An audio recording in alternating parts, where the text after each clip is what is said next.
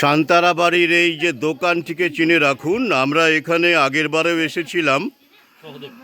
এখানকার যে প্রোপ্রাইটার তিনি সহদেব।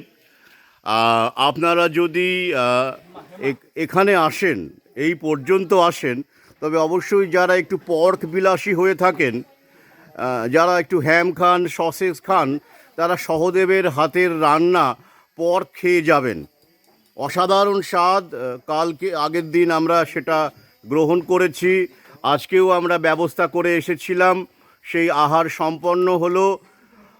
এবং বলাই বাহুল্য এখানে আরও একজন রয়েছেন যিনি এখানে কাজ করেন, তিনি খুব আমাদের আনন্দ দেন, হাসি খুশি, সবসময় স্মাইলিং ফেস, কখনো কখনো গান করেন, কখনো কখনো নাচেন।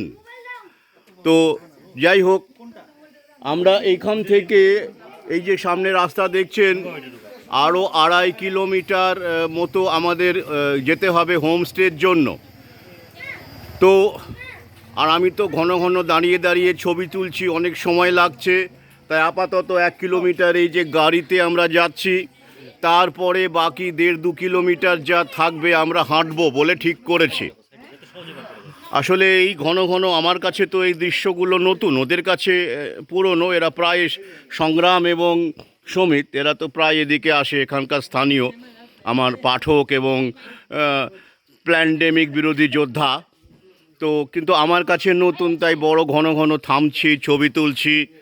তো এই কারণে তো দেরি হচ্ছে, তো এই কারণে এই ব্যবস্থা করা হলো। তাছাড়া বেলা পড়ে আসছে, তো আমি এটা এখানে নেটওয়ার্ক নেই বলে এমনি রেকর্ডিং করলাম।